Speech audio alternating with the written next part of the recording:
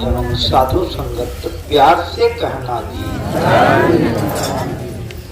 सतगुरु माता सुदीक्षा सविंदर हर देव जी महाराज की। सभी लोग फिर से एक बार चेतन होकर के इस निरंकार से जुड़ करके जयकारा में भाग लेंगे। निरंकारी राजमाता गुरु वचन अवतार की। संगत जी, आज निश्चित रूप से निरंकार परमात्मा सतगुरु माता जी की विशेष अनुकंपा है कि आज हम सभी सत्संग के द्वारा निरंकार परमात्मा की चर्चा करते हुए, सद्गुरु माता जी की जय जयकार करते हुए, उनके पावन पवित्र कल्याणकारी संदेश को प्रभु प्रेमियों तक पहुंचाते हुए इस नवयुगल दंपत्ति के पाणिग्रहण संस्कार में हम शामिल होकर के यही प्रार्थना कर रहे हैं कि इनका आने वाला गृहस्थ आश्रम का जीवन सहज और सरल हो। हकीकत में साथ संगत जी, शादी का मतलब ही होता है, जब शादी शब्द को उलट दीजिएगा तो दिशा हो जाएगा। यानी आज से इस नवयुगल दंपत्ति की दिशा बदल रही है। गृहस्थ आश्रम ही एक ऐसा आश्रम है, वहीं पर काम भी है, क्रोध भी है, लोभ भी है, मोह भी है, अहंकार भी है, सारी चीजें हैं। लेकिन इससे बचना भी है। अब बचते हुए गुरु के चरणों में स्वयं को समर्पित कर अपना जीव का कल्याण भी करना है साथ में। अभी शादी हुआ, आपने देखा कि वर वधू ने एक दूसरे को जयमाल के द्वारा हुआ माला पहनाया, उसके बाद साझे हार में दोनों एक साथ जुड़े, उसके बाद लावा हुआ। लावा 4 लावा पढ़ा गया। अगर लावा में जो गुरु के वचन आए हैं, अगर उसको जीवन में अपना लेते हैं, आपने ये भी देखा कि पुष्पों से, फूलों से शादी संपन्न कराई गई। तो पुष्प के तो 3 गुण होते हैं फूल के। फूल तो बहुत कोमल होता है, देखने में खूबसूरत होता है और सुगंधित होता है। ये 3 गुण होते हैं फूल के। कोमल भी होता है, खूबसूरत भी होता है और सुगंधित भी होता है। अगर लावा के पद को जो हमने सुना, यानी इस नवयुगल दंपत्ति ने सुना, उसको अपने जीवन में अपनाया तो क्या होगा? गृहस्थ आश्रम में इनकी वाणी कोमल होगी, इनके कर्म ऐसे होंगे कि घर परिवार सहित पास पड़ोस व समाज में भी एक सुगंध जाएगा और परिणाम स्वरूप इनका जीवन सुंदर हो जाएगा। इसलिए गुरु के जो भी वचन है, हरदेव वाणी में आया ना कि गुरु के सुर में अपने सुर भी मिल जाए तो भक्ति है, और कहे हरदेव गुरु वचन को अपनाए तो भक्ति। भक्ति समर्पण का नाम है। भक्ति स्वयं को अर्पित करने का नाम है। भक्त कभी भी भक्ति में शर्त न कोई रखता है, और जो मार्ग समर्पण का है उस पर ही पग धरता है। और साथ संग जगह समर्पित होकर के एक पति पत्नी के प्रति और एक पत्नी प्रति पति के प्रति अगर समर्पित है तो निश्चित रूप से प्रेम होगा, प्यार होगा, विश्वास होगा और जीवन बड़ा ही सहज और सरल हो जाएगा। जो कहते ना गाँव में कि शादी एक ऐसा लड्डू जो खाला वो पछताला और जो ना खाला काहे कहना। बहुत ज्यादा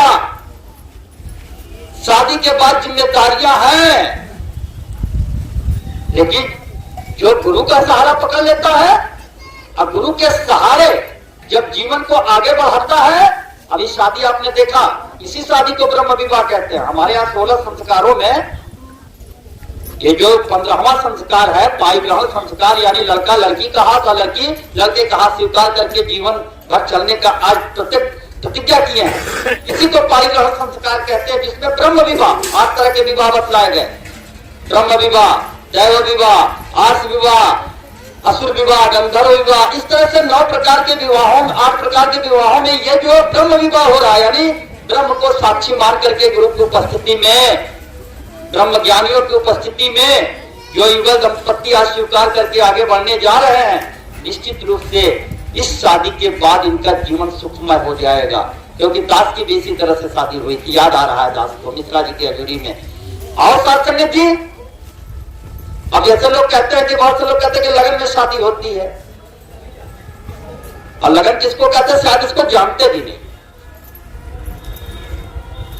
लगन काल होता क्या है कि हमारा शास्त्र कहता है कि अगर जब आकाश गंगा में गुरु यानी बृहस्पति पर्वत पूर्ण रूप से उदित हो, आज जितनी देर तक उनकी छाया धरती पर पड़ती है वो काल जो होता है लगन काल होता है। अब सोचिए, गुरु पर्वत की जितनी देर तक छाया धरती पर पड़ती है वह समय काल लगन काल होता है। यहाँ तो साक्षात गुरु की उपस्थिति में हो रहा है साथ करने की, इससे सुंदर और खूबसूरत लगन क्या हो सकता है। और साथ करने की आज गुरु की कृपा है साथ करने की, क्योंकि गुरु आया, जीवन में एक समझ आ गया साथ करने की। आज जीवन में हर कार्य गुरु के आदेशों के अनुरूप होने लगा, और जिससे आनंद आ, कोई खर्च नहीं, कोई दिखावा नहीं, कोई ढोंग नहीं, कोई पाखंड नहीं, कोई प्रदर्शन नहीं, कोई कर्मकांड नहीं, कोई किसी तरह का कोई भी इस तरह का कार्य नहीं जिससे किसी को कोई दिक्कत हो। सत्संग भी हुआ, आनंद भी लिया, गुरु की जय जयकार भी किए, और एक दूसरे को स्वीकार भी किया, गृहस्थ आश्रम में। और साथ करने की यह जो सरल और सहज मार्ग गुरु ने हमें दिखलाया है, और साथ करने की इस ज्ञान को, जैसे हमारे 16 संस्कारों में एक उपनयन संस्कार होता है ना, जो 10वां संस्कार होता है। उपनयन संस्कार का मतलब क्या होता है कि जब बच्चा थोड़ा बड़ा होता है तो ज्ञान अर्जन के लिए जाता है, जिसे यज्ञोपवीत संस्कार भी कहते हैं, यानी जनेऊ संस्कार कहते हैं। तो होता क्या उसमें, ज्ञान क्या है। जब ज्ञान होगा तभी गृहस्थ आश्रम में मजा आएगा जीवन जीने का। तमाम तरह के परेशानी आएंगे लेकिन घबराहट नहीं आएगा। तो उस यज्ञोपवीत संस्कार में यानी उपनयन संस्कार में हम जनेऊ धारण करते हैं। जब जनेऊ धारण करते तो आपने देखा होगा कि उसमें 3 धागे होते हैं। उन तीनों धागों में भी 3-3 धागे होते हैं, तो 9 धागे हो गए। उन 9 में भी 3-3 धागे होते, कुल 27, यानी 3 धागा जनेऊ धारण करते हैं, और यहां पर एक दाहिनी तरफ गांठ भी होता है, गांठ देते हैं। तो ये 3 धागा इस बात का प्रतीक है 3 लोक का। जैसा गुरु ने हमें ब्रह्म विद्या देते समय पहले 3 लोकों का, आकाश लोक, पाताल लोक का, मृत्यु लोक का भेद बतलाया। उसके बाद उस 3 में 3-3 धागे फिर है, यानी 9 खंड, यानी 9 प्रकृति, सूरज, चांद, सितारे, धरती, अग्नि, पानी, हवा, जीव और आकाश। उन 9 में फिर 3-3 यानी 27 नक्षत्र। कहने का भाव कि 3 लोग, 9 प्रकृति और 27 नक्षत्रों को जो बांध के रखता है ये ब्रह्म, यानी ब्रह्म ही बांध के रखता है, यही संचालित करता है। लेकिन हमने तो जनेऊ धारण कर लिया, ब्रह्म रूपी गाढ़ भी बांध लिया, लेकिन ब्रह्म का बोध तो उसको धारण करने से कैसे होगा। धर्म का मतलब ही होता है, धर्म संस्कृत के ध्री धातु से बना होता है, जिसका मतलब होता है धारण करना। इस पूरे संसार को कौन धारण किया हुआ? ब्रह्म, परमात्मा, निराकार। अगर उस शक्ति से हम उस निरंकार से जुड़ जाते हैं तो धर्म मूल को जान गया, जब यज्ञ विज्ञ का अंतर टूटा और दिव्य रूप पहचान गया, तब जन्म मरण का बंधन टूटा। और बात करने की चित्रकार का कला अलौकिक, चित्रपटी पर नाच रहा मैं, असली चरणों की कृपा हुई तो महाज्योति को जान गया। और साथ में जगह गुरु की कृपा हो जाए, लेकिन साथ में इतना आसान भी नहीं कि सबके जीवन में गुरु की कृपा हो जाए। आप ब्रह्मज्ञानी संत महापुरुषों की कीमत क्या दुनिया समझ पाएगी? नहीं साथ। इतिहास साक्षी है, जब ईसा मसीह आए तो सूली पर लटका दिया गया। मोहम्मद साहब आए तो मक्का से मदीना जाने को मजबूर कर दिया, मक्का नहीं रहने दिया लोगों ने। जब प्रभु श्री राम आए तो खुद पिता दशरथ नहीं समझ पाए कौन अपना बेटा समझा और 14 साल के लिए वनवास भेज दिया। निरंकारी बाबा गुरबचन सिंह जी महाराज आए तो कट्टरपंथी विचारधारा के लोग नहीं समझ पाए कौन है, एक आम आदमी समझा और गोलियों से शरीर को छलनी कर दिया। इसीलिए अवतार वाणी में शब्द आया कि जब आया तो बात न माने, मरे तो पीछे चलते हैं। अब कहे अवतार की ऐसे मूर्ख आज भी मन की। जब जब इस धरती पर पीर वली पैगंबर यानी अहंकार का साक्षात स्वरूप सदगुरु के रूप में प्रकट हुआ तो दुनिया नहीं समझ पाई था। आज हम सौभाग्यशाली लोग हैं साथ संगत जी कि गुरु ने इतनी अरबों खरबों की आबादी में हमको चुना है साथ संगत जी, अपने चरणों में जगह दिया है। ये बहुत बड़ी कृपा है साथ संगत जी, बस हम इसके चरणों में बने रहे। और चरणों में कब बनेंगे? जैसा हरदेव वाणी में आया कि रुई जैसा ना हो अर्पण, ना ही पत्थर जैसा हो, और चीनी जो घुल जाती जल में अर्पण हो तो अगर ऐसा अर्पण हो जाते हैं स्वयं के अहंकार को मान के गुरु चरणों में। आज गुरु शंकराचार्य ने कहा ना कि गुरु चरण मुझ निर्भर भक्ति, जो भक्ति होती है सिर्फ और सिर्फ गुरु के चरणों का, क्योंकि भक्ति तो दिलकश होता है, यह कोई व्यापार नहीं। अब भक्ति का बदला भक्ति है, धन वैभव सत्ता। तो यहां अगर हम आते हैं तो सिर्फ भक्ति करने, ये नहीं ये कामनाएं पूरी हो जाए, वो हो जाए, शादी हो जाए, लड़का हो जाए, नौकरी लग जाए, ये तो दुनिया के कर्मकांड है, दुनिया के यही तो भुलवाया, यही तो मोह माया, इसी से तो गुरु बचा रहा है हमको। अरे जब हम खेती करेंगे गेहूं की तो हो सकता है कि अनाज कम पैदा हो, गेहूं कम पैदा हो, विपरीत हालात हो जाए, मौसम अनुकूल न हो, लेकिन भूसा तो होगा साथ में। हो सकता है धान ना हो, बरसात ना हो, कोहरा तो होगा। अगर हम भक्ति इस निरंकार से जुड़ करके करते हैं, इस निरंकार को स्वयं को समर्पित करके, कि ये जो कोहरा और भूसा है, खास पतवार जिसको कहा गया, धन दौलत बेटा बेटी मान सम्मान अपने आप चला आएगा साथ संगत जी। इसके लिए कुछ अलग से करने की जरूरत नहीं है। बस जरूरत है जिस तरह से अच्छी फसल के पैदावार के लिए एक अच्छे बीज का होना जरूरी होता है, और उसके बाद उसमें समय समय पर खाद पानी का डालना जरूरी होता है, और साथ ही समय समय पर खर पतवार को निकालना भी जरूरी होता है, तब जाकर के एक अच्छे फसल की पैदावार। उसी तरह से इस निरंकार ने हमें ये शरीर दिया उपजाऊ, इसमें ज्ञान रूपी बीज बोया। अब हमारा फर्ज बनता है कि प्रेम दया करुणा के जल से इसको सींचते रहें, सेवा सुमिरन सत्संग का खाद डालते रहें। वैर निंदा नफरत जैसे दुर्गुण है, खरपतवार है, इसको निकालते रहें, तो हम भी दैवी गुणों से परिपूर्ण हो जाएंगे, हमारा भी जीवन सुंदर हो जाएगा, खूबसूरत हो जाएगा। लेकिन कब होगा साथ संगत जी? जब गुरु मर्यादा में रहेंगे, संस्कारों में रहेंगे। तो कहते हैं लोग फलाने के संस्कार बड़ा अच्छा है, क्यों करते? क्योंकि कर्म है। आजकल जो शादियां हो रही हैं, बहुएं आ रही हैं घर में, एक बहन की उनकी बड़ी इच्छा थी कि पढ़ी लिखी बहू आवे। उन्होंने पढ़ी लिखी लड़की से शादी किया, आई बहू अकेली रहती थी, एक ही लड़का था उनका। जब बहू आई तो वह रोज सुबह 8 बजे सो के उठती थी। अब माँ को बड़ा खराब लगा कि वो बहू के आने के बाद भी झाड़ू बर्तन करती है। लड़के को भी खराब लगा कि हमने तो शादी किया था कि पत्नी आएगी तो माँ को आराम होगा, कम से कम झाड़ू बर्तन से उसको फुर्सत मिलेगी, लेकिन ये तो 8 बजे तक सो रही है। माँ ने बेटे से कहा कि बेटा बड़ी शर्म की बात है, अगल बगल के लोग क्या कहेंगे, जरा अपने पत्नी को बहू को समझाते। बेटा कहता है कि माँ एक काम करते हैं, कल सुबह जब तुम उठोगी तो जब तुम झाड़ू लगाओगी तो हम आकर के तुमसे छीन लेंगे और हम झाड़ू लगाएंगे। उसको जाने दो। अगले दिन माँ जब झाड़ू लगाने जाती है तो बेटा आता कहता है नहीं माँ हम लगाएंगे। माँ कहती नहीं बेटा आज तक मैंने लगाया, तू क्यों लगाएगा। बेटा कहता नहीं माँ आज तक तूने लगाया, मैं लगाऊंगा। तू मैं होने लगता, आवाज तेज बढ़ जाती तो जो बहू सोई रहती है वो कहती है जी क्यों आप लोग शोर कर रहे हैं, हल्ला मचा रहे हैं।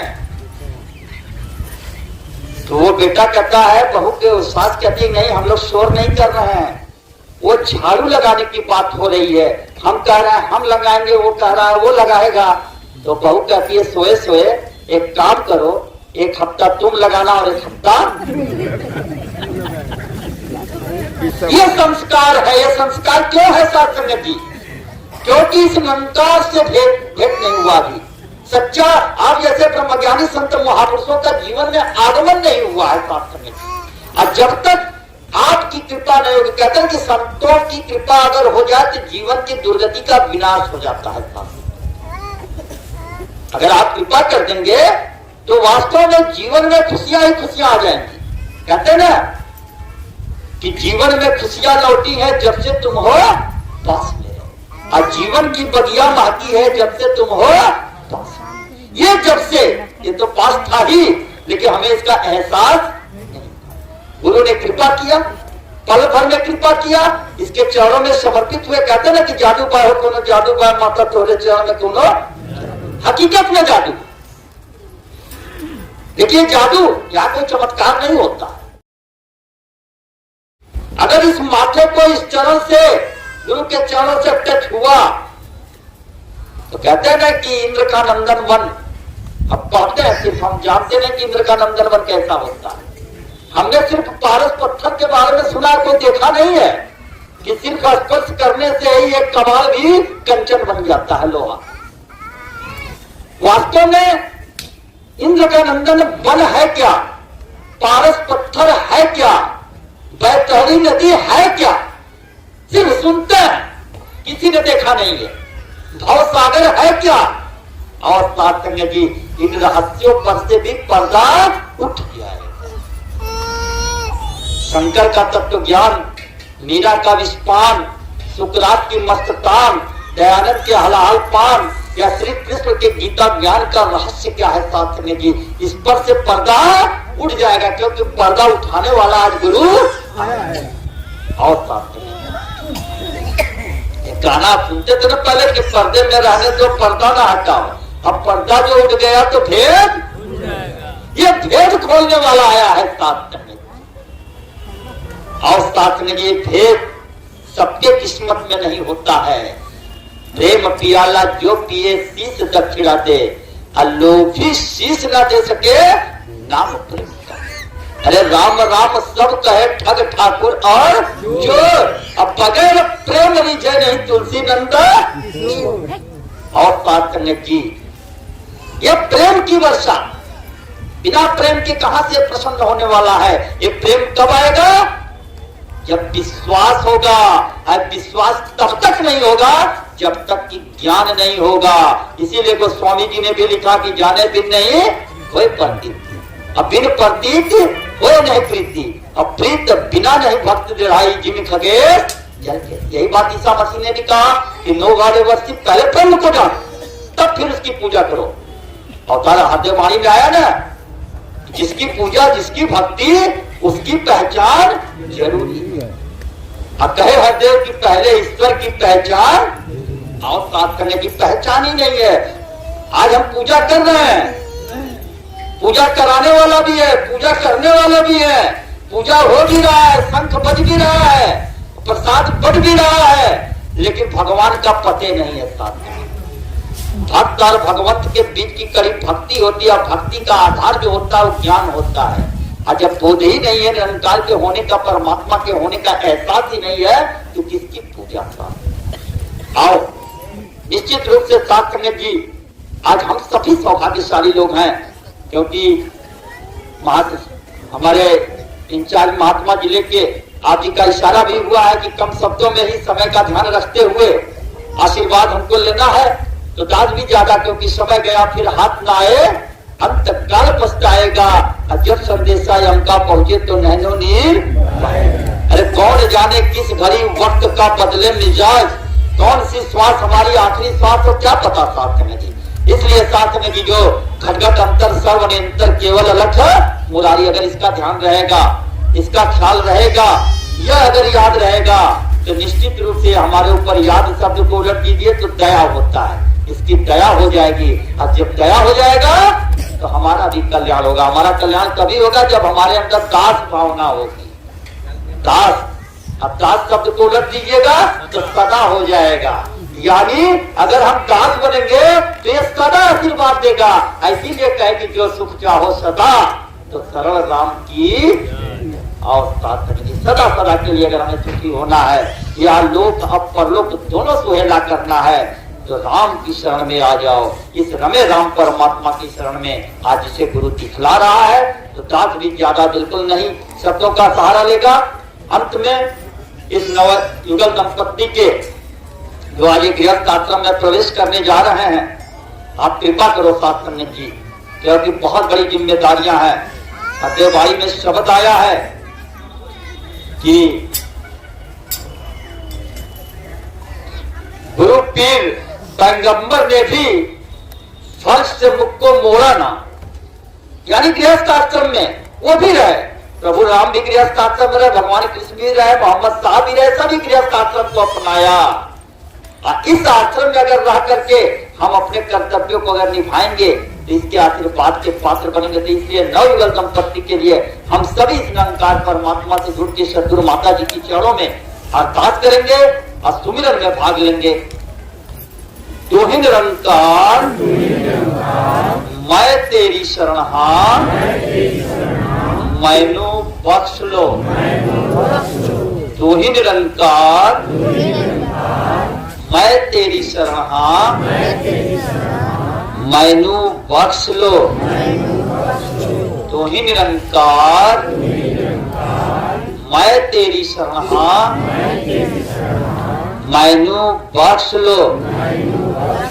सतगुरु माता सुजिता सविंदर हर देव जी महाराज की निरंकारी राज माता गुरु बचन अवतार की। प्यार से कहना चाहिए।